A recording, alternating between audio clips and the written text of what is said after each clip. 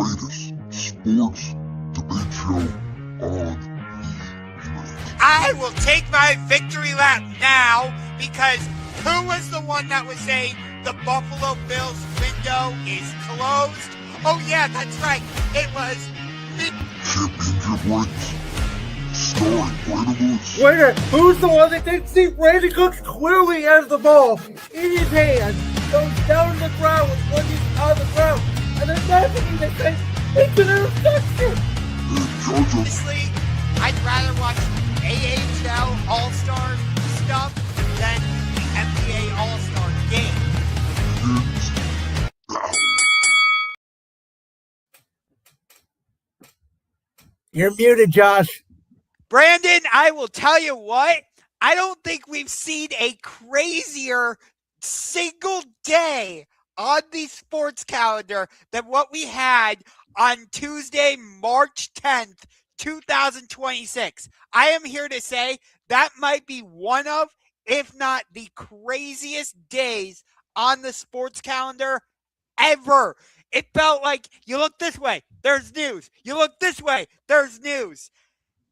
It felt like it was coming at you from all directions, whether it was the NBA or the NFL. Something was happening, and you're like, oh, I got to hear about that. Wait, no, I got to hear about that. What the hell? It was an omen because this week was the 6-year anniversary of the COVID-19 pandemic. On this day, today actually, March 12th, 2026, was the day that we found out that the conference tournaments for the NCAA were canceled because of the pandemic. It was maybe the most wildest week in sports history. And 6 years later, as it sort of all falls on the same day of the week, the sports world just said, you know what? Let's make things crazy.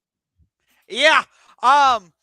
Because we had the second highest scoring game in NBA history. We had a trade where one team got cold feet and said, nah, we don't want to do it. We had a potential NBA Finals preview, and we're getting another one tonight. It was nuts. And don't forget, we had USA falling in the World Baseball Classic to Italy, of all teams. I'm telling you, like, the sports machine does not stop turning. Even, like, with all this off-season stuff.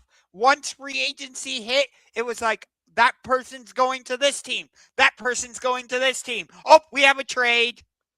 No, I told you before, my favorite shows that we do are actually not during the season. They are literally this month of March. My favorite shows to do are sort of the what ifs, the anticipation, the talk about everything.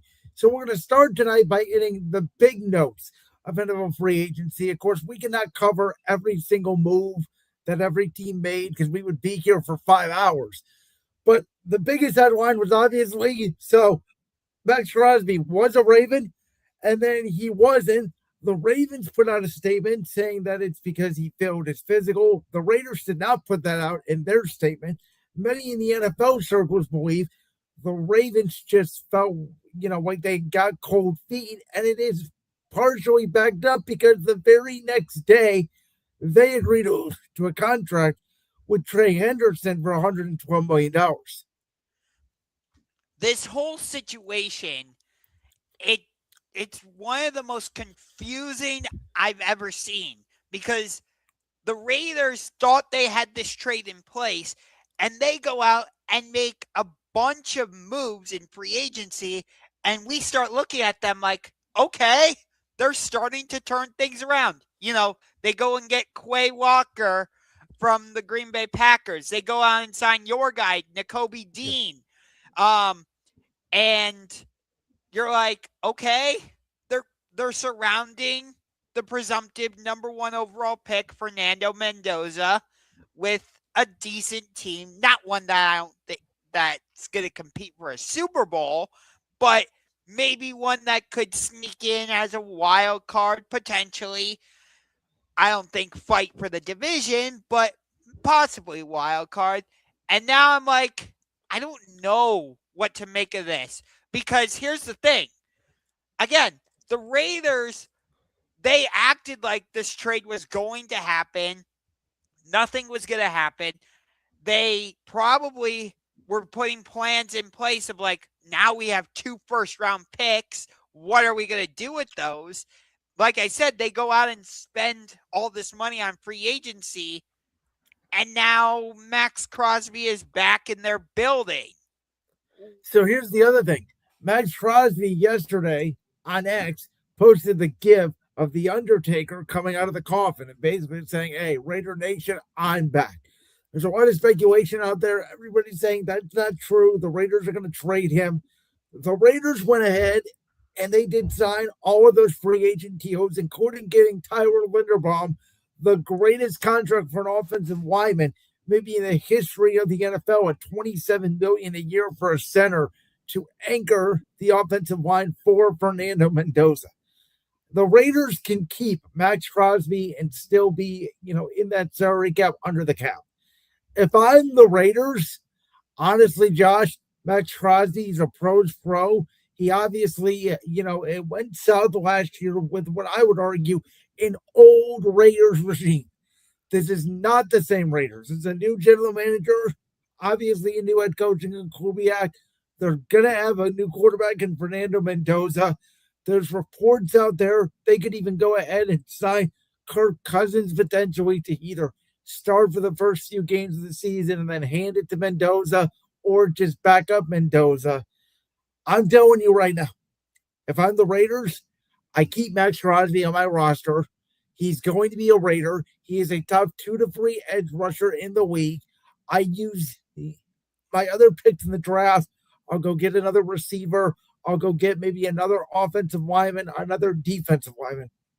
I think Maxx Crosby, the way I look at it now, he's almost like an addition to this all-new Raiders team. And last year, we saw the Patriots, and I know Drake May was in his second year, but we saw them go from worst team in the league to the Super Bowl. 2 years ago, we saw the Commanders with a rookie quarterback in Jaden Daniels go from one of the worst teams in the league, terrible ownership, to the NFC Championship game. I'm not sitting here today saying the Raiders are going to make the AFC Championship game, but I'm telling you right now, it's going to depend on what they do in the draft. I don't think it's out of the neck of the woods if the Raiders win the AFC West next season. The AFC West is going to be fascinating. I think you can make an argument it's either the AFC West or the NFC West that's going to be the best division in football. I completely actually disagree with that. I think there's one answer to that question, and to me, it's not even close. I think the best division in football is the NFC North. God, you can make an argument for any of the three. I really believe that. I really do. Well, I think the argument is Arizona is not going to be good next year. Vegas, again, I think is going to be pretty good, though we don't know. If Minnesota, and they're rumored to potentially go for Kyler Murray, they have a top 3 defense. If Kyler Murray plays the way that he played at the start of his Arizona career with Kevin O'Connell, if Minnesota is the worst team in that division, excuse me, they won 9 games last year with J.J. McCarthy. Yeah. Which, if the Vikings do sign Kyler, I think that signals the end of J.J. McCarthy's time in Minnesota. But we can address that in a separate topic another day. In terms of this, though, I think this has major consequences, not just for the Ravens and the Raiders, but think about all the other teams affected. Dallas, Chicago. There's probably other teams who are interested in Maxx Crosby that, like Buffalo, for example, Tampa Bay, maybe. And again, how do we know that with Maxx Crosby going back on their books, they're going to be able to keep the likes of Tyler Linderbaum, Walker, Nakobe Dean? Because they have $130 million in cap space, and they only spend like 70 or 80 million of it. So they add the cap space because you have to be at a certain cap number by the start of the year. So if they didn't, they would have had to let some of those guys go already. They signed all the guys they agreed to. Fair, but it seemed like they went out and did this spending spree because they did not think Maxx Crosby was going to be on their books. Exactly. But again, you can spend a little bit more when you have more money to spend, obviously. But they do have, excuse me, the capability to keep Maxx Crosby. I would, and I do want to switch gears to the Ravens side of things because, some people have come out and they have said that, Baltimore does feel like a little bit of a dysfunctional organization now. Maybe John Harbaugh got out of it at the right time, seeing the train running down the tracks. Was that I think the Ravens felt like they could get Trey Anderson and keep an extra first round pick. He's not the player that Max Crosby is. Certainly not. But he is a very productive player. And Baltimore is going to need good defensive talent on the cheap because Lamar Jackson's going to cost so much. They're going to extend him this offseason. And now they need to rebuild that offensive line with Linderbaum and some others leaving. So I think the Ravens are a good team. But as I told you a year ago, as we headed into the season, I thought it was going to be a slow decline for Baltimore.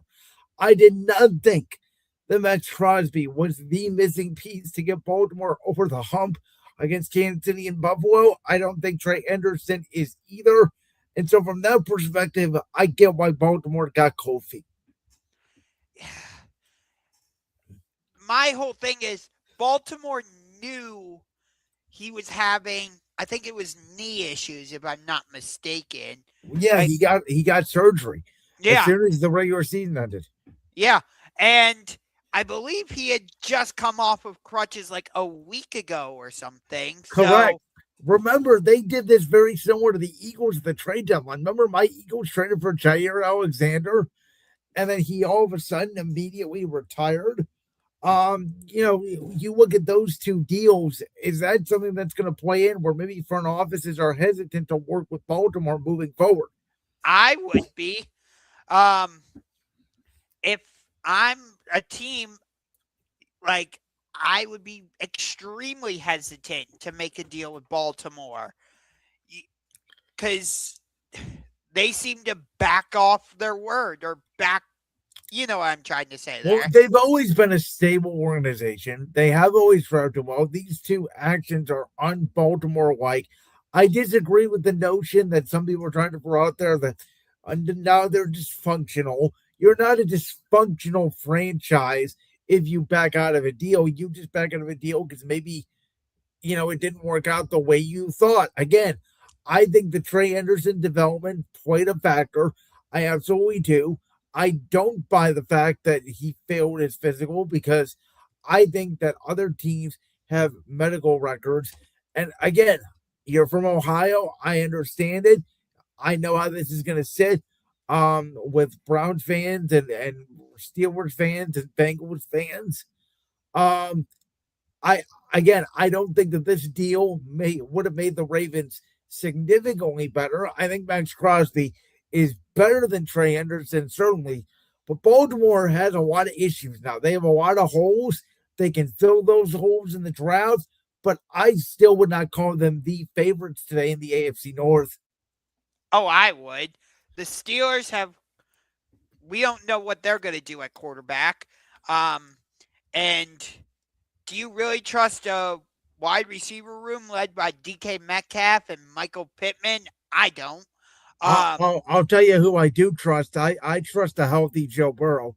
Now, maybe that's my mistake. I tell you this every year. I will make the same mistake over and over again because I am insane. Every year until if they're healthy the whole year, I absolutely believe the Cincinnati Bengals are the best team in the AFC North. And that's the thing. They don't stay healthy. Their offensive line continues to be like a turnstile at an amusement park. Well, here's the thing, though. So does Baltimore. Lamar Jackson has been out of the lineup for 3 out of the last 5 seasons. Their offensive line now, I believe they lost the right tackle as well, both guards, as well as Linderbaum. And, Jesse Minter's a very good defensive coach. We don't know how that offense is going to change without Todd Monken and John Harbaugh there. Yeah. And with the Cleveland Browns, it sounds like number 4 could be the starting quarterback again. Lord help us if that's the case. For the record, you mentioned Pittsburgh. I do really like the Pippen signing, and I think that they are all in on bringing back Aaron Rodgers. Mike McCarthy's an offensive coach. Pippen's there. Metcalf's there. TJ Watt is still going to be there. They bring back Cam Hayward. Their secondary is pretty decent. Joey Porter Jr. is back. I think Jalen Ramsey, I believe, will be back. Don't discount Pittsburgh. No, I'm not. But I don't trust Mike McCarthy as head coach. He didn't do anything in Dallas. He's a bump on a log, but he did win. Don't say he didn't win anything in Dallas. He did win 12 straight games 3 years in a row. No, I wasn't going to say that. But well, you act like he didn't accomplish anything. That's an accomplishment. Yes, but like I didn't feel like he did anything truly significant. He doesn't, but I'll tell you what he does do. He wins regular season games at this point in his career. He hasn't won a Super Bowl since 2010. Guess what? There's a lot of coaches in the league that haven't even won a Super Bowl. Again, I don't think Mike McCarthy is a special coach either, but his resume is literally the same resume as John Harbaugh and Sean Payton. Sean Payton hasn't won a Super Bowl since 2009. And yet I trust Sean Payton more than I do Mike McCarthy. Again, it's an optics thing because Mike McCarthy has terrible PR. That's all it is. And it feels like when he runs the offense, that offense is set in a stone age. All right. Well, we got to get to an offense that's going to get a lot better because Kenneth Walker goes from winning the Super Bowl, winning the Super Bowl MVP. The Seahawks say, we got Zach Charbonnet. Maybe he's coming off an injury, but we really don't want to pay you, Kenneth Walker. And he says, fine, let me go to the team that, even though they missed the playoffs a year ago, had been to 5 out of the last 7 Super Bowls. They have the Super Bowl caliber. Andy Reid, we know his history. Eric Bieniemy is back there as offensive coordinator. To me, if Patrick Mahomes is back and ready to go week 1, this is a great signing, obviously, for the Chiefs, and this is something that they have needed in their offense. Since Isaiah Pacheco got that knee injury a few years ago, he has not been the same, and their running game has not been the same. This is almost, to me, like Saquon Barkley after the Eagles had DeAndre Swift. Like, Pacheco's a good back. DeAndre Swift was a good back. He's not Kenneth Walker. Kenneth Walker, to me, will completely change the way defenses guard the Chiefs' offense. And you're bringing back Kelsey. Assume Rashid Rice will be there for a whole season, along with Xavier Worthy. If Mahomes is back, which I do think he will be, because as we've seen with Jason Tatum, young people recover faster from injuries. It's scary to think about. Yeah. I'm definitely not writing the Chiefs obituary. And by the way, I did not do that when they missed the playoffs last season. I felt like that was just a blip on the radar. Well, again, I think we can have a different conversation about, is the dynasty over versus are they dead as a team? Because I think that's 2 different conversations. That I agree with. But I want to take this from the Seattle perspective because, they were using Zach Charbonnet more in the early part of the season. Yeah. They really didn't turn to Kenneth Walker until Charbonnet went down with that injury. And K9 gets on the scene, and you're like, why weren't you using him earlier? So from Kenneth Walker's perspective, why would I resign with the team that didn't realize how good of a running back I am until their other back went down? So, and also, did you know this? Right before the start of their playoff run, he fired his agent. He hired a new agent as soon as they started that playoff run against San Francisco in the divisional round. So, this was coming. What I always heard going into the season, I think I told you this early in the year, Seattle reportedly liked Charbonnet's running style more for Clint Kubiak's offense, which is that outside zone, a lot of north and south downhill. And they felt like Kenneth Walker would just miss holes. Where in Kansas City, Mahomes is in the gun more than under center. They're going to run a lot more inside zone on the shotgun, which It's very difficult to go east-west, so it's going to force you to run more in between the tackles. He's a good threat out of the backfield, which Andy Reid loves to use running backs in the screen game. We know that. That's where I think that this signing will have a big impact because I think he's going to have a big year actually in the passing game.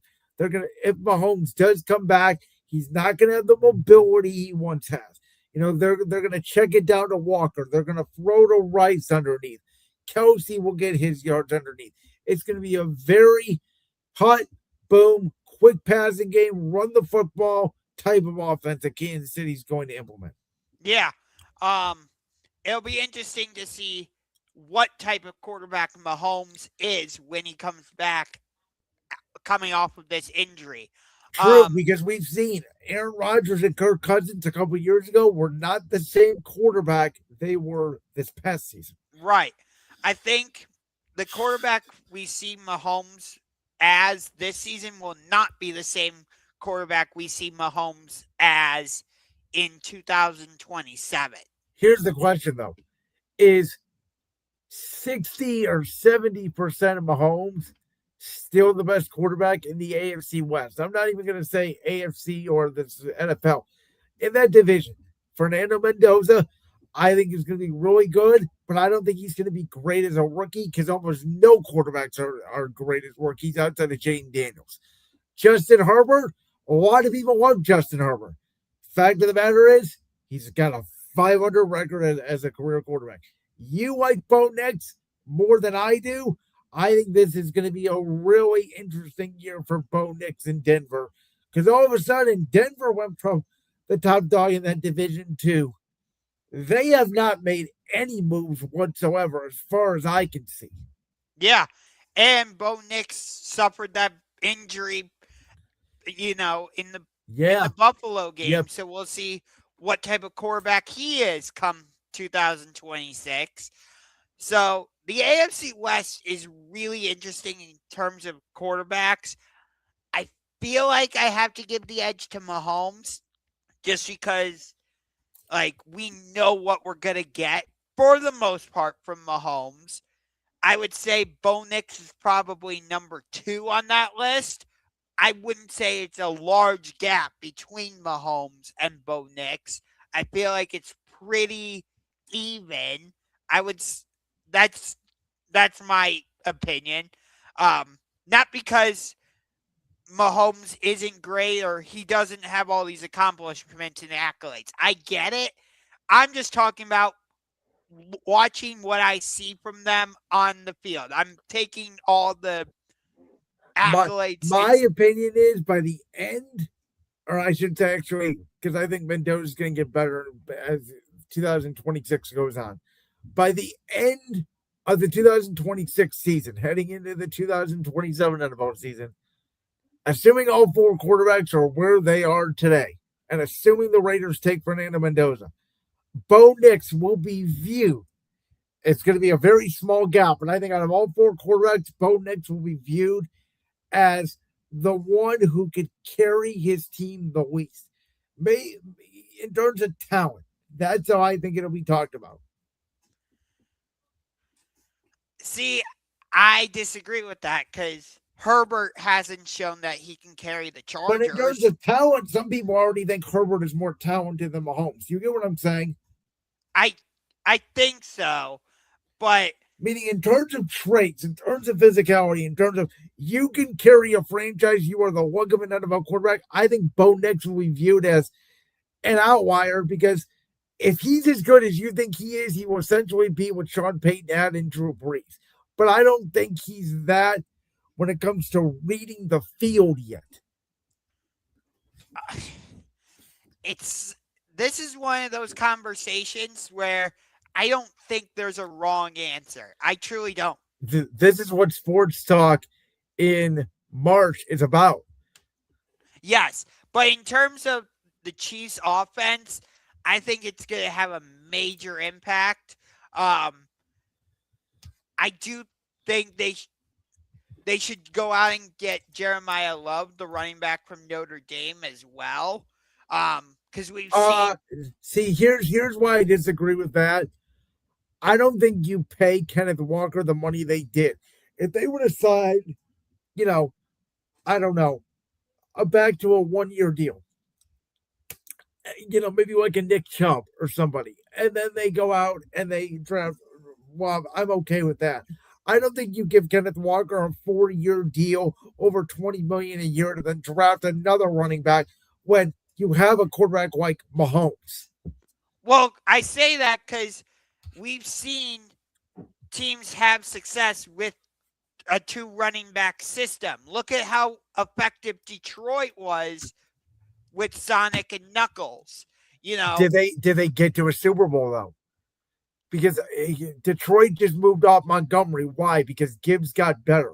Gibbs was not at the level Kenneth Walker's at now, was not at the level Gibbs was at until last year. And once he hit that level, what have they done? They have moved off Montgomery. True. But do you get what I'm saying, at least to a certain extent? If you had, like if you're the Jets, if you have Geno Smith as your quarterback, if you want to pay 2 running backs, sure. Now when you're paying Mahomes, like Buffalo, I would not draft Jeremiah Love. I was Buffalo. I have James Cook. Now when I'm paying Josh Allen, James Cook, DJ Moore, I can't pay 2 running backs. I have other positions. Kansas City's going to have to pay Worthy.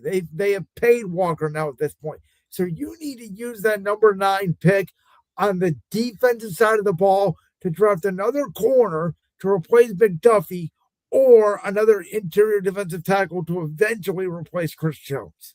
And I believe they also lost Watson on the other The side. safety, yeah. So again, that is what I believe the formula is in today's NFL.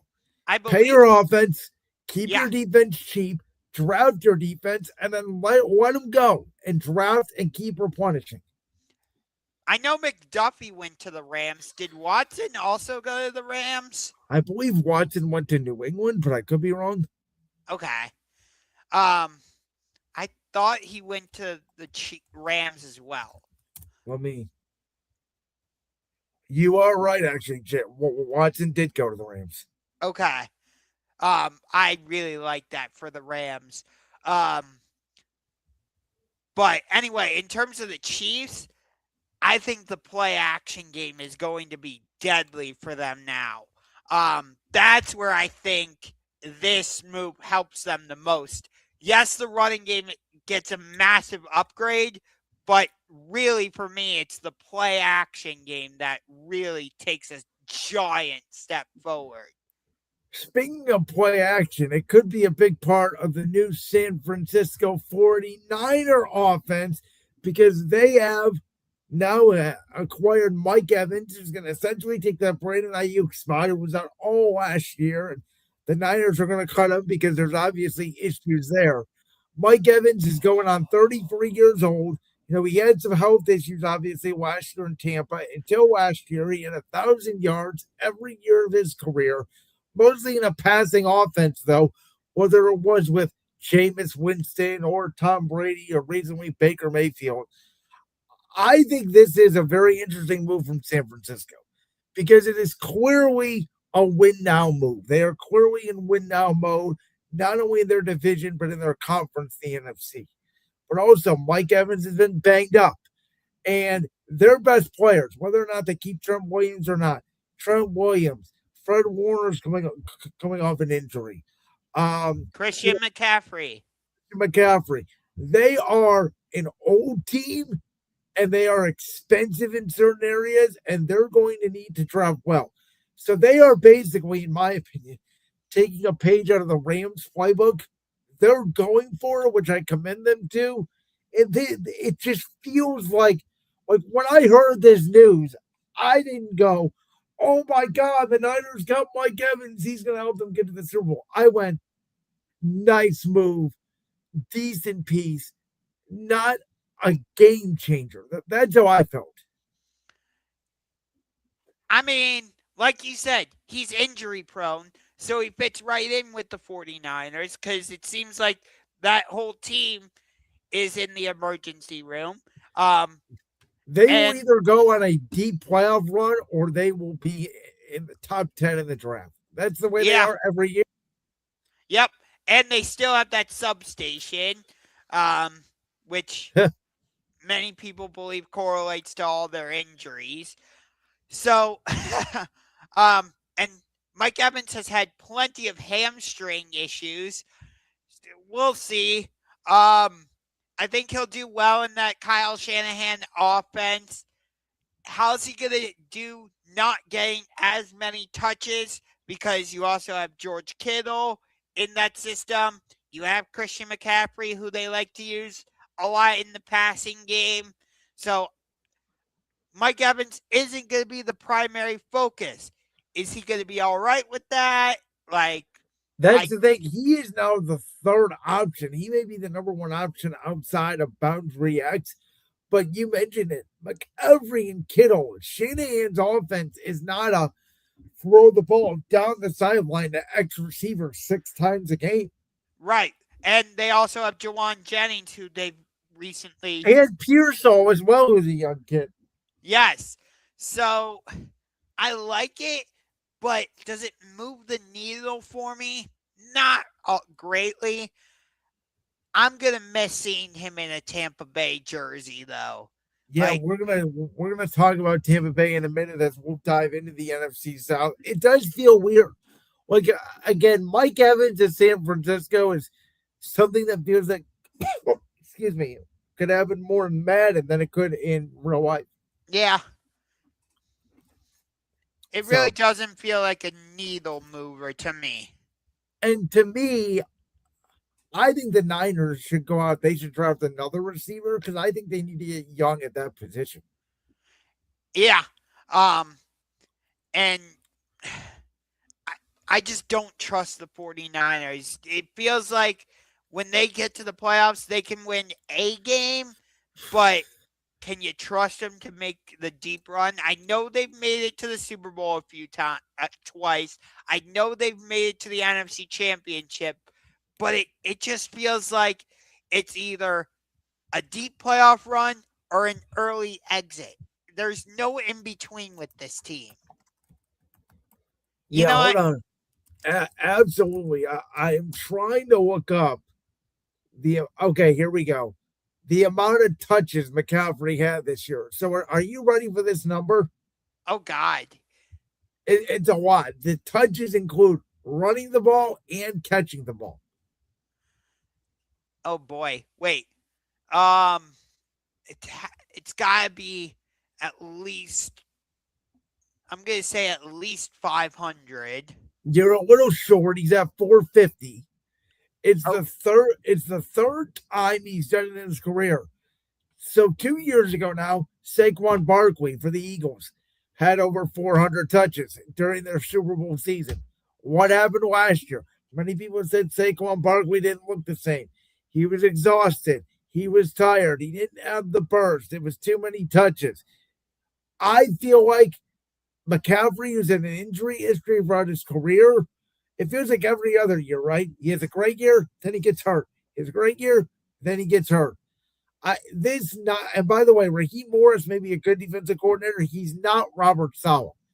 This Niners team to me feels like they're either going to be right in the mix for the number one seed where they were a year ago, or this thing's going to fall apart by week 5. I would lean more towards it falling apart. All right. Well, speaking of Mike Evans' former team in the NFC South, this is the division that every year seems like every team's battling between 9-8, 8-9, and some of these teams, the Panthers and the Saints, spent big bucks. Atlanta made an interesting move at quarterback, and Tampa now, after losing Mike Evans, they did sign a couple of pieces. But they feel like, to me, after going from easily the favorite to win the division going into last year to, could they possibly finish last in the division? Yeah. I will say for the Panthers, I don't like that they lost Rico Dowdle. I thought he was a huge part of the reason why. Wait, he left? I didn't hear this. Where did he go? I want to say he might have gone to Pittsburgh. So I did not hear this because I saw Kenneth Gainwell left. Again, it's so hard to track. Yeah, he all went these. to the Steelers. You're right. He didn't go to the Steelers. That's a good deal for them. 2-year deal. I like that for Pittsburgh. So I think that's a huge loss for Carolina. Which Are, does are they a team that maybe trades up and goes after Jeremiah Love? Like there's a situation right there, right? You're not paying Bryce Young. Your two receivers are still cheap because McMillan's not getting paid yet. Xavier Wiggett's not getting paid yet. Jalen Coker's not getting paid, I don't think. Tommy Tremble's a decent tight end. They have some pieces there. Robert Hunt on the offensive line. They did pay Jalen Phillips, obviously. But to me, that's a situation where Bryce Young needs a running game. That's a team where absolutely I think you go and you get a running back if you can afford it. Speaking of going out and getting a running back, I did not see this move coming, but I love it. The New Orleans Saints went out and signed Travis Etienne Jr., which I'll address this here shortly, but I think that's a huge loss for the Jacksonville Jaguars. I told you, I'm locking in my Super Bowl prediction, and I'm not changing it. Jaguars, Bears, Super Bowl 61. You're not changing it now because the Jags have lost a lot of pieces. Devin Lloyd's on the move. I don't think he's signed anywhere yet, but he's not going back to Jacksonville reportedly. As of right now, no, I'm not changing it. But I really like that move, getting Travis Etienne for New Orleans. I think he's going to play off Tyler Shuck really well. I'd like to see the Saints go out and get another wide receiver, though, because I just don't trust the Saints' current receiving core. You have Tyler Shuck, you have Travis Etienne, and what? I mean, Olave's there. They do have to pay Olave. I'll be very interested to see, do they dangle Alvin Kamara now as a trade piece? Because I think you certainly could do that. I think Cam Jordan may be leaving, so they're going to have to replace that pass rush. But I told you last year, Tyler Shuck went from, why did the Saints pick a 28-year-old rookie out of Louisville in the second round when Shedeur Sanders was still on the board, and everybody was very confused, and a lot of people compared him to Brandon Whedon, and they went from unwatchable with Spencer Rattler as their quarterback to, wait a minute, not only do they have something here with Tyler Shuck, but Kellen Moore, did he make the right decision going to New Orleans? Are they no longer the Aints? Yeah. And then with Atlanta, now you have two lefty quarterbacks on your roster. Kevin Stefanski must have something for lefties. Well, no, here's the thing. Everybody's making fun of Kevin Stefanski in Cleveland, saying have fun with a lefty too. I loved this move for the Falcons. You know why, Josh? What did I say Michael Penix was when he came out of college? He's a stronger version of Tua. I mean, that's exactly what he is. So to have Tua even to start the season, because who knows if Michael Penix is going to be ready. You know, you have Tua the cheap. The Dolphins are paying his salary and paying for Malik Willis because they have no idea what the hell they're doing. And so if Tua Tagovailoa, listen, he's got Drake London, he's got Bijan Robinson, you know, he's got I know they went out, they signed Todd Dodson from Philadelphia. You have a good Kyle Pitts is still there. You have a guy who I do think can coach quarterbacks in Kevin Stefanski. What if Tua just takes this shot from Michael Penix and Michael Penix never sees the field again? It's possible. It definitely is. You're 100% right. But, you know, Michael Penix has injury issues. Tua has frozen on my screen, Josh, by the way. Oh, there you go. You just came back. Tua has injury issues. So I just don't get this. So that's what I'm saying. I don't get this move for the Falcons. I really don't. Like I just said, Michael Penix can't stay healthy. Tua can't stay healthy. and they're both lefties. I like. Here's the thing, though. You always sign Tua to a 1-year deal. If neither of them work out, guess what? You may not have your first round pick this year, but you have it next year. And so you can go in the quarterback class again, and Kevin Stefanski could pick his quarterback if you really don't like what you see out of Penix or Tua. But if you like one of them, and especially if Tua's the guy, I wouldn't pay Tua a massive contract, and I said it on the year when he got paid. I think it's a mistake because I think Tua is one concussion away from potentially life career consequences. But who am I to tell someone he can't play football? I think this is a good story, and I think he's in a good climate. Obviously, a dome. We'll see how the NFC South shakes up. And I actually think Tua, if he plays, could have a really good year. Very similar to what he did in Miami, where he put up all those numbers in the first 2-3 years under Mike McDaniel. Well, speaking of Tua's former team, the Miami Dolphins, Huh. I have to ask the question. Are the Miami Dolphins becoming the Miami Packers? Because, let's see. They go out and they hire Jeff Hafley, who was the Green Bay Packers defensive coordinator. Their general manager comes from the Packers, excuse me. And now they signed Malik Willis, who was the Green Bay Packers backup quarterback. And who has 6 career starts. And by the way, Malik Willis is a great story because he went from unable to throw a pass in, 2022 with the Tennessee Titans. Remember they played that game against Kansas City? It was a Sunday night game, and they went to overtime, and Malik Willis basically completed 7 passes, and they just handed the ball off to Derrick Henry because he literally could not throw. He's gone from that to he's a starting quarterback in Miami. Yeah, but I don't know what to make of, for the sake of the topic, I'm going to continue to say it. I don't know what to make of the Miami Packers.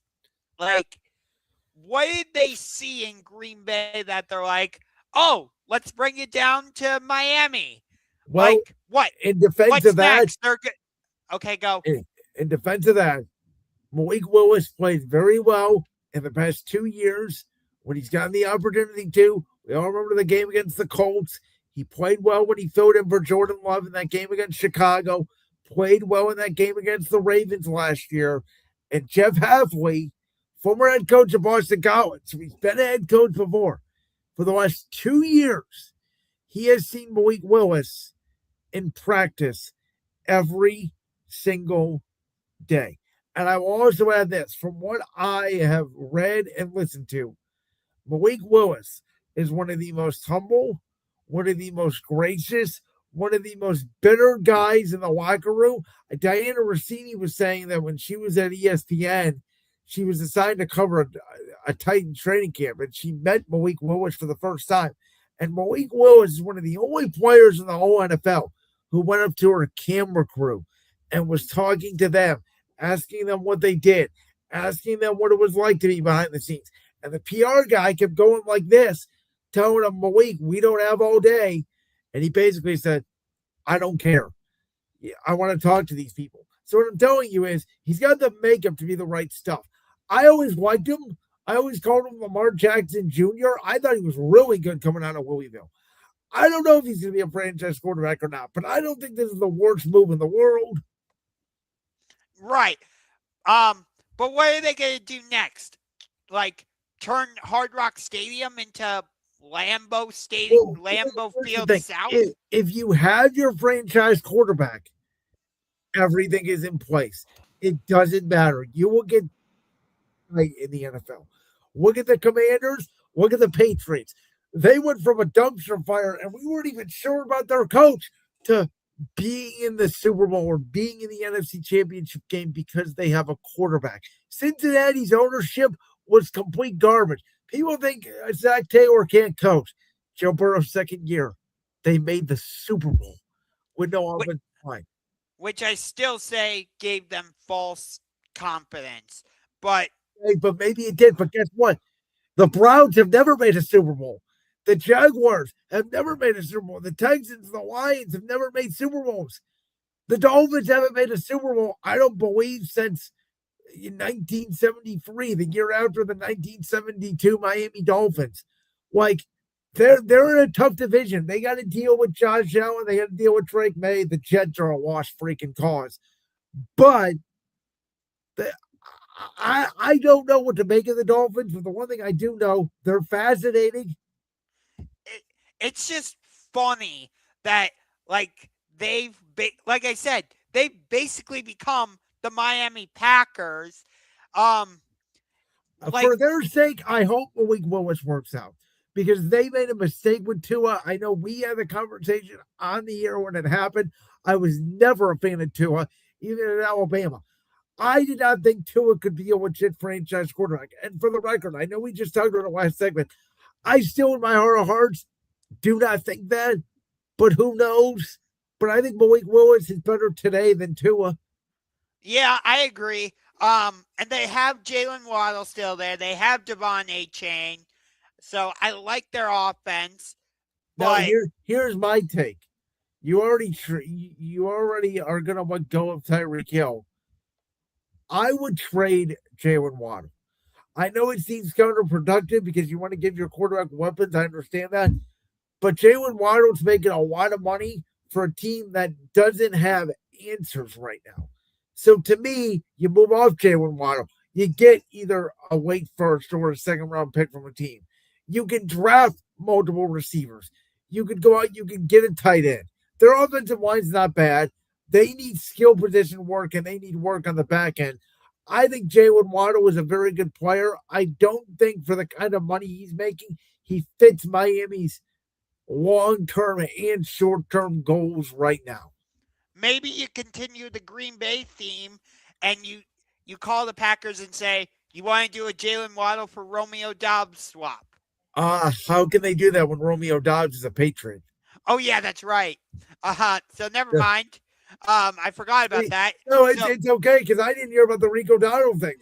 NFL free agency is what NBA free agency used to be. It's wild. I call it, I mean, before March Madness became good with all these stars now, I used to call it the real March Madness. Yeah. No, but that's going to be funny to see Romeo Doubs not wearing the, inflated Packers helmet, and instead it's going to be an inflated Patriots helmet. Yeah, the Guardian cap, which I used to call him Balloon Boy. I mean, you can always tell where he's out of the field. That's one good thing. Yeah. So maybe, okay, so let me rephrase. Maybe the Dolphins call the Packers and say, hey, you want to do a Christian Watson for Jalen Waddle swap? All right, well, we're going to switch gears now. We're going to go to the National Basketball Association because Bam Adebayo on Tuesday night scored the second most points in the history of an NBA game, right behind Will Chamberlain's 100 points. He surpasses Kobe Bryant's 81 that he scored over Jalen Rose in 2006. The 62 points from three quarters was amazing. I think he had like 41 points at half, 31 in the first quarter. Then the fourth quarter, did the Heat pull a little bit of NBA 2K and try to massage it? Yeah, they did. But he still scored 83 points. I mean, nobody else has done it. Yeah, and, people are criticizing it, saying, oh, it was against the Washington Wizards, and he took a ridiculous amount of free throws, and who cares? I certainly would not have expected Bam Adebayo to score 83. That's part of the issue too. Like, if it was John Moran, LeBron, Jason Tatum, Victor Wembanyama, Nikola Jokic, Steph Curry, you name it, any of the stars, Bam Adebayo is a very good player. Nobody has ever considered him the best player on the Heat. Yeah, everybody has said that honor goes to Tyler Hero, and he was out. Jimmy Butler and Bam Adebayo has been to two NBA Finals, and I thought he played well defensively against Anthony Davis and Nikola Jokic in both those finals. He's been a very good player, but his career average is 18 points. Now, The one thing I have always said is, now that Donovan Mitchell scored 70 once in a game a few years ago, and Devin Booker, I think, got 70 in a game a couple years ago, and everybody was flipping out and saying, oh my God, this is amazing. My problem is in the NBA, I think scoring has gotten easier. So I think like 50 is what 40 used to be. 60 now is what 50 used to be, et cetera, et cetera. But 83, I mean, it makes you think, if somebody wanted to, honest to God, I truly believe this. I think with the way the NBA game is going, in the next decade, somebody could score 100 points and break Will Chamberlain's record. I agree with you. I think shooting is a lot better. I think the 3-point shot makes it astronomically easier, especially if you're hot from three. But what this accomplishment does is it's like the greatest 3-point shooter ever, Steph Curry, never got remotely close to this number. Victor Wembanyama we don't know yet. LeBron, I think the most he ever scored in a game was 61. That time he was wearing the black mask as a member of the Heat against the Charlotte Hornets. Bobcats. I guess they were still the Bobcats at the time. Michael Jordan, I think, scored, what was it, 61-ish against the Celtics in that 1980-something series. I don't remember the year, the one where Larry Bird said he was God disguised in sneakers. It's pretty wild to think that in the record books, it's Bam Adebayo. And I also think people have a problem with, because God rest his soul, he's now no longer with us. It's like you're passing Kobe, and then once he got past Kobe, they took him out of the game, which almost makes it like they were going after Kobe's record. I think people would have been better off with go for Wilt's record. Yeah. And it's not like Washington was playing any defense either. By the way, do you know that the oldest player in the Wizards starting lineup that night was 22 years old? It's a college team. I think Michigan college basketball was older than the Washington Wizards. The Wizards are trash. They really are. The game next year they're going to have Trae Young and Anthony Davis, though, but the NBA's got a tanking problem. Yay. They'll both find a way to get injured because they're injury-prone players. So I don't really care. No, that's why I love it, because it was somebody we didn't expect. Like you said, I would have expected somebody like Anthony Edwards or a younger Stephen Curry, not 37-year-old Steph, but maybe like Steph when he first came into the league. I think Wemby's got a chance to do it.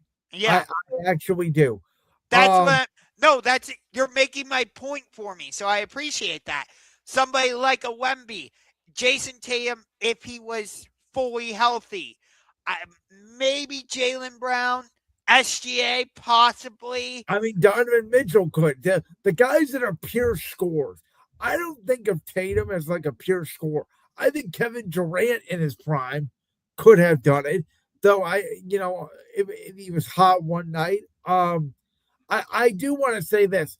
I love the way, because NBC was airing Celtic Spurs on Tuesday night, and they would cut in, and talk about the history and show the game live. I love the way that NBC celebrated the moment. They didn't bring the moment down by, because again, this is going to make a shot, and I apologize to people at ESPN, but this is the truth. If ESPN, in my opinion, was airing this, Kenny Smith, Charles Barkley, and Shaquille O'Neal would have said, well, that would have never happened back in our day because we would have knocked him to the floor and would have never allowed it to happen. Oh, yeah. First Take was like completely overanalyzing it. And I'm like, can we just celebrate the piece of history that we just saw? Well, here's the thing. He's going to be a Jeopardy question. Who, and maybe it's not who has the second, most high scoring game, but who scored 83 points in the NBA game in 2026. So Bam Adebayo, I joke every time that the NBA Hall of Fame is actually the Basketball Hall of Fame, that anybody gets in the Hall of Fame. Bam Adebayo pretty much became a famous person overnight. Good for him.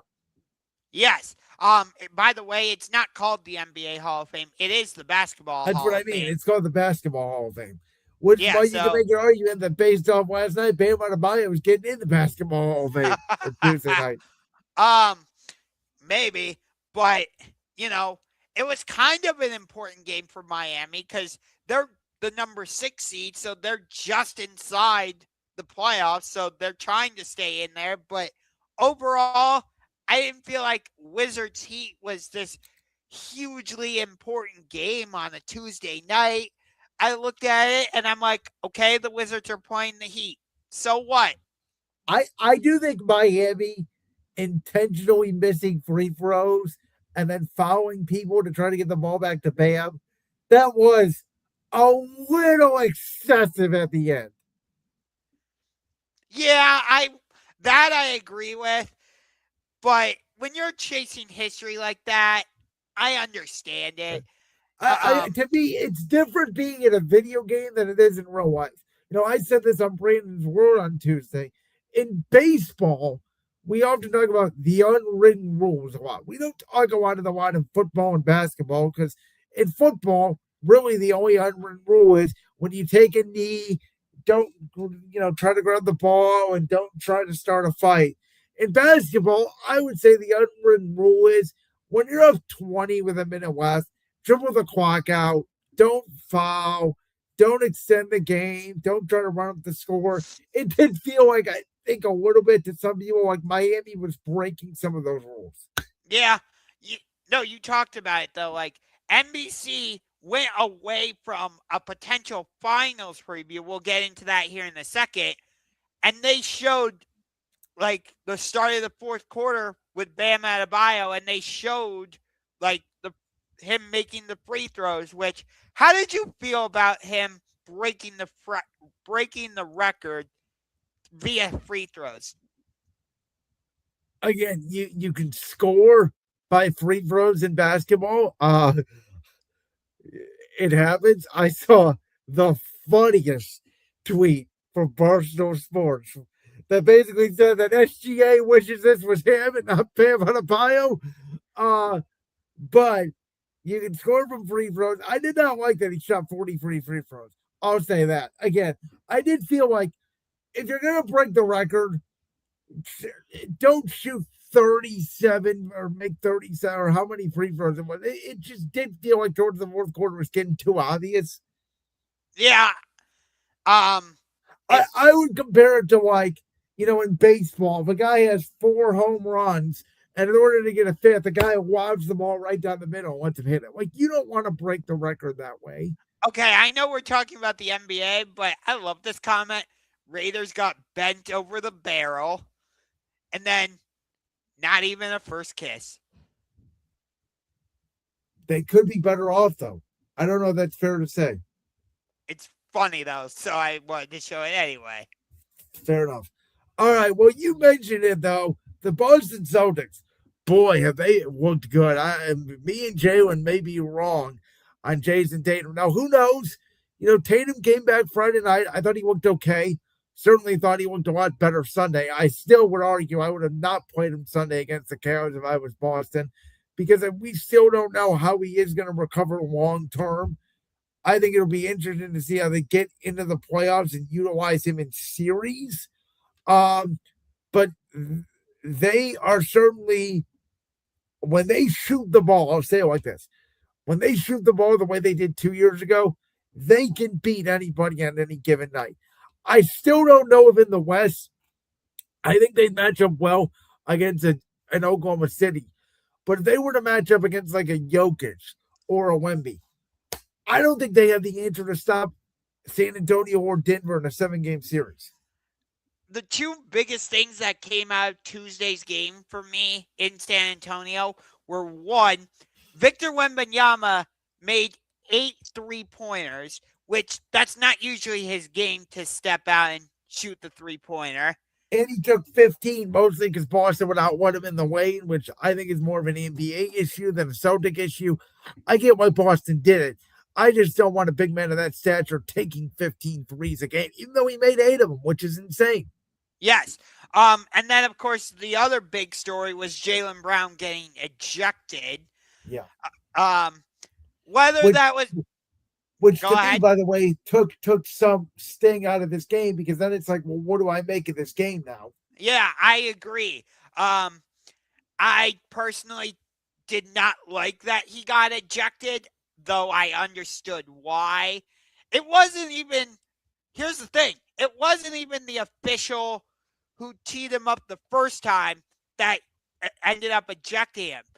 Because I believe the official who ejected him was Terry Ford, if I remember his name, or who gave him his first technical. Yeah, I'm not sure on that front. So.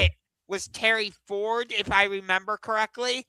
And then it was a different ref who gave him his second tee because he would not calm down and he came towards the refs.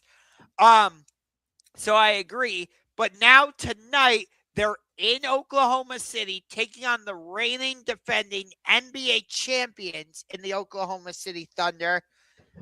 Interestingly, the Thunder are a 7.5-point favorite tonight. Is this their first matchup this year? I'm looking. Yes, I believe it is. No. So, oh man, you know how you were talking about Jason Tatum potentially not playing? Is he out tonight? Damn it. Well, do they have a back-to-back tomorrow? I don't have their schedule in front of me. So they're at Oklahoma City tonight. No, they don't play again until Saturday against Washington. So they want them to rest a little bit and then play against the easy team in Washington. What's also interesting is that no one's talking about, they lost Vucevic now for the next month, which is a big piece for them going off the bench. Yeah, Derek White's a game-time decision for them. Vucevic is out, like you said, until March 29th. OKC still without Jalen Williams, no Isaiah Hartenstein, and the other two guys are injured. I wonder if Jaylen Brown ball hogs a little bit tonight, because I think Jaylen Brown's going to want to try to make an MVP statement tonight. No, it's interesting you say that, because that's also part of the reason I'm frustrated that he got ejected from that game on Tuesday against San Antonio, because, I was saying Cade Cunningham for a while was the leading candidate for MVP, but, and again, I hate this conversation with, is Jaylen Brown the lead man or is Jason Tatum the lead man? I have to say Jaylen Brown is the leading candidate, at least for me, in terms of MVP. Nobody expected Boston to be second in the Eastern Conference with Jason Tatum out. We both had them. I agree, especially if they catch Detroit, because did you see all of a sudden they're only 3.5 back? Yeah, but it feels like Detroit's going to hang on and clinch the number 1 seed. Here's the thing for me. If the Spurs catch OKC and they get the 1 seed, I think you have to give the MVP to Wemby. I agree. From everything I've read, SGA is the leading candidate for MVP again. Okay. The NBA likes to give back-to-back MVPs, and then the next year all of a sudden they go, it doesn't matter what you do. You can't win it again. Yeah. But I'm just like, again, I hate the conversation of, is it Jason Tatum's team? Is it Jaylen Brown's? Well, here's the problem with the MVP conversation.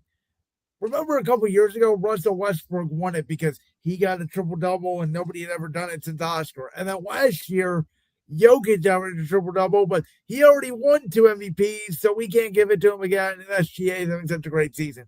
Jokic obviously has missed time this year, and Denver has struggled since he came back, but he's also averaging another triple-double again this year. And everybody's like, yeah, he can't win MVP again. Yeah. So that's why I have an issue with the MVP, because I think it's bias especially in the NBA. The NFL is too, but not as much. I think it's biased. I think it is. Oh, I think it's worse in the NFL. I don't think it's reflective of who the MVP of the week actually is, because it's all about value. Which I think this year you could make the case Wemby and Jaylen Brown and Cade Cunningham are the three most valuable players in the league. Oh, I 100% agree. And the reason I disagree with you about the NFL is because it's always the damn quarterback who wins MVP. Well, the problem is because they are the most valuable position in all of sports, and that includes major, college, whatever. I just hate it because it feels like, no, the quarterback is not always the most important position. I mean, you cannot win a Super Bowl if you have a top. If your quarterback is average, you cannot win a Super Bowl. I honestly believe that. Sam Darnold wasn't an elite quarterback, and yet Seattle still won. He was. Sam Darnold played like a top 5 quarterback this year. He absolutely did. But he's not considered a top 5 quarterback. I would say now Sam Darnold's a top 10 quarterback. I absolutely would. We'll see. But getting back to this, he comes back against Dallas. Okay, whatever. Then he plays on the road in Cleveland, which whether the Cavs are legit or not, I truly don't know. It's going to come down to toughness. And I thought that game, the Cavs just missed a bunch of open shots. Again, I think series are so different than these individual games. Yeah. And like the Cavs trailed by as many as 20 in that game against Boston. I like this comment from Grandizer, by the way. Yeah, I do too. Thank you, Grandizer. By the way, Grandizer, anytime you want to come on the show, hit us up. Grandizer, I'll tell you this. Now that my schedule is not as chaotic, I plan on getting back to making a lot more content and doing what I do best. So be on the lookout for that. But to wrap this conversation up, because I know we're going to talk about SGA in a minute, if you ask me today, again, I know it goes against the grain because they haven't had playoff experience. I get it. Sometimes I think rules are meant to be broken. Today, I think the Spurs are winning the NBA title. And that could change within the next month, but that's how I feel today. Does it scare you at all that their core doesn't have a lot of playoff experience? Because that's what I just said. It should, but when I watch them, they play great defense. They shoot the three. They have great guard play. Wemby is an alien, and I can't get it out of my head. How are you going to beat that guy 4 times in 7 games? I'll tell you who I think is the key for the Spurs. It's not Wemby. For me, it is Stephon Castle. Because we know what we're typically going to get from Wemby each game. But if Castle can continuously step up and give you 20-plus points a game, it's a lot harder to beat the Spurs. Because no, it is true. We talked about it with Denver when they won the title. We knew what we were going to get from Jokic. It all came down to what you were going to get from Jamal Murray and Michael Porter and Bruce Brown and those guys. Exactly. So it's that supporting cast. Like, it's the same thing with Boston when they won the finals 2 years ago. You knew what you were going to get from Jaylen Brown. You knew what you were going to get from Jason Tatum. But what were you going to get from the others? Well, that team was a little different, I would argue, just because they were so deep. I mean, some nights Porzingis didn't even have to play, and they could just stomp you. Yeah. Okay.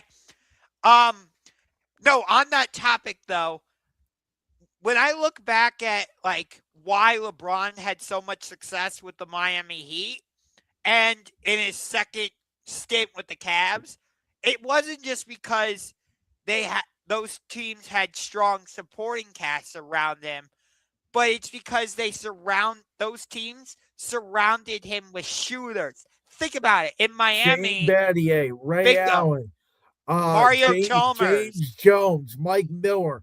Cleveland, it was obviously JR, Delhi, Shumpert, and Shumpert was a great, those are the other thing. Those guys, Mike Miller, James Jones, Shumpert, great defenders.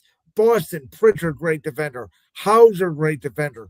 OKC, you have Lou Dort, great defender. Yes. Both Jalen Williams, great defenders. Caruso, great defender. At San Antonio, that's the biggest question is, can these young guys defend?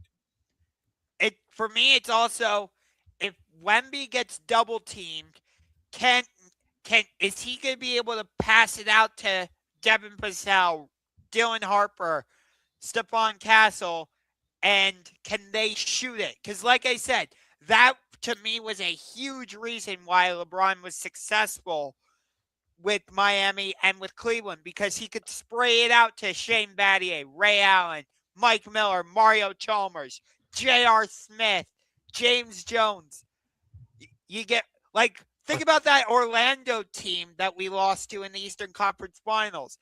Dwight Howard had Rasheed Lewis, Rashard Lewis. Rashard, yeah, but I think it was spelled Rasheed, but I know he said it a different way. Jameer Nelson.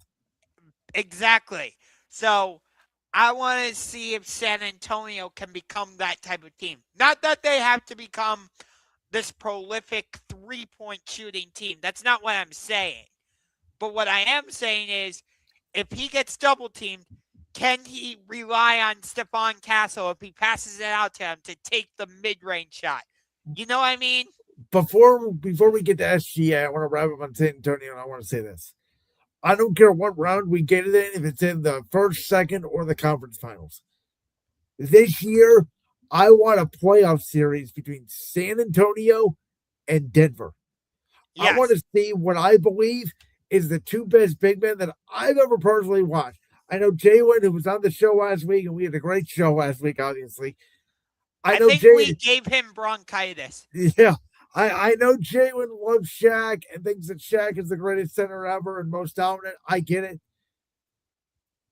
I have never seen anybody play the game the way Wemby and Jokic play, and I think we need that playoff series. I will tell you this. If both teams are fully healthy, if we get a Spurs Thunder Western Conference Finals, remember how you and I had that conversation? Is Rams Seahawks the real Super Bowl? Remember that conversation? Yes. I will say it right here, right now. If we get Spurs Thunder in the Western Conference Finals, to me, that's the real NBA Finals. I feel like the Western Conference second round could be the NBA Finals. Thunder, T-Wolves, Spurs, Nuggets, or Rockets maybe in there. One of those teams. Maybe Denver gets beaten. Houston's in there.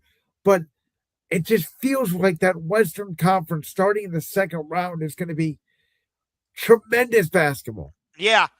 The Eastern Conference, it feels like we know who the four teams are. Cleveland, Detroit, Boston, New York. But I feel like, remember I said a couple weeks back, Detroit's the favorite. I don't feel that way anymore. I feel like Boston is now the favorite. I would probably say Cleveland is number 2, even though we've been a little bit inconsistent lately. I would say Detroit is number 3. I would put New York number 4. And then I think the Knicks are built for the playoffs. I think the Knicks are going to surprise a lot of people in the playoffs.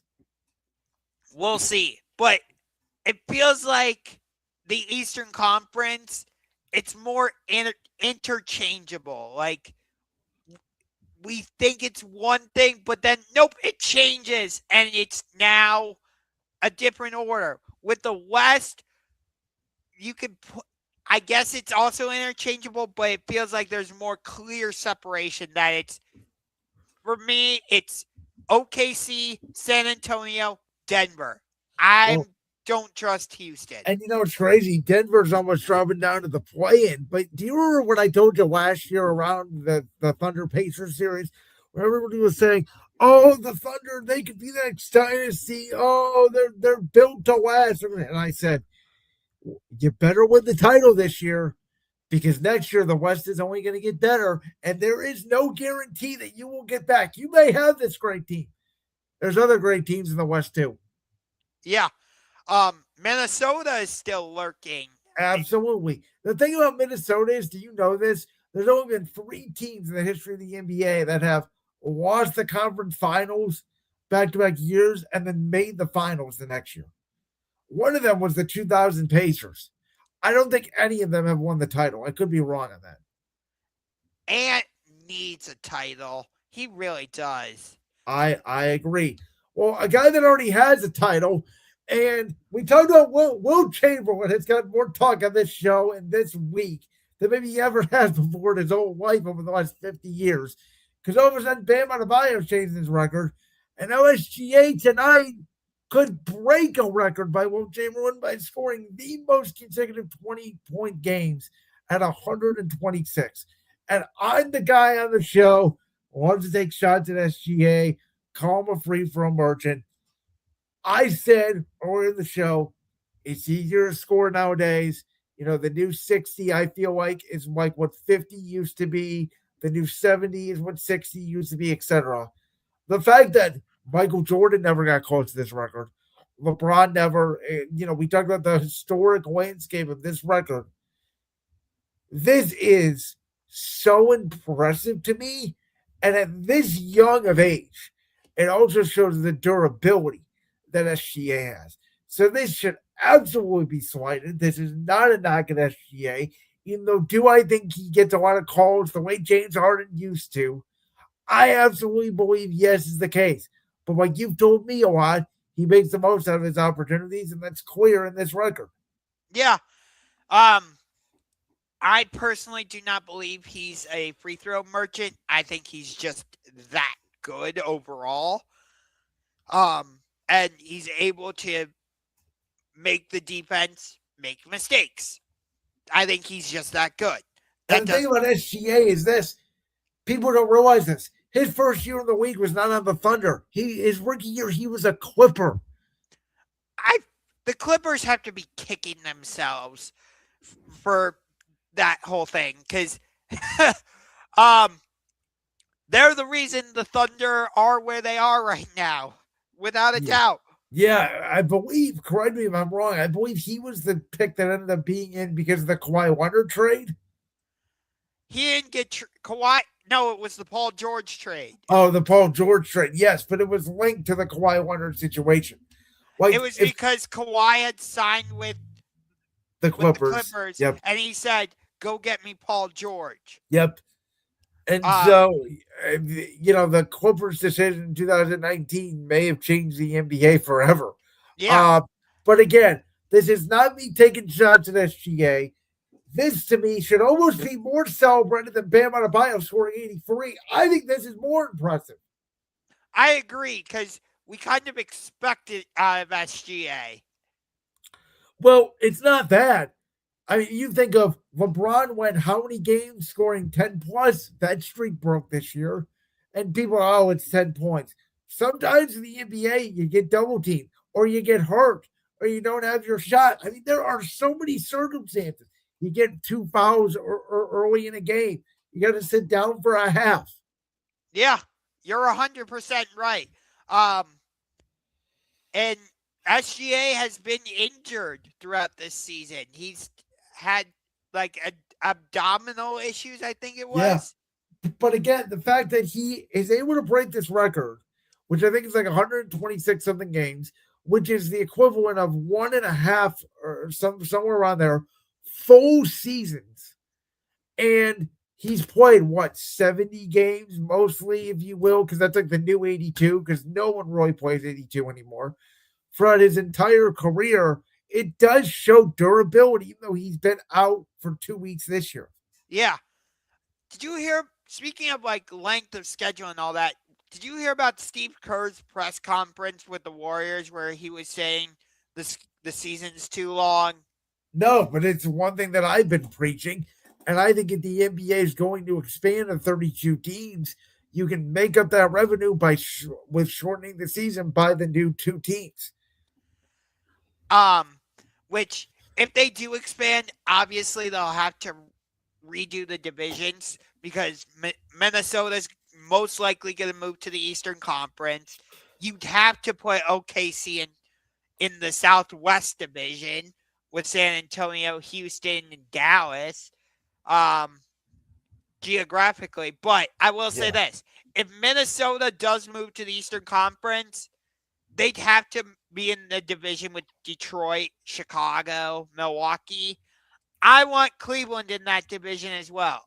I know a lot of conversations are Cleveland would be in a division with like Philadelphia, Washington, and somebody else, but I'm just like, no, I want the Cavs in the same division as both the Pistons and the Bulls. How about this? If you want divisions to matter, how about you do what baseball and the NFL does, which is if you win your division, you automatically get a top 4 seed, even if your record is, let's say, 5th in the conference.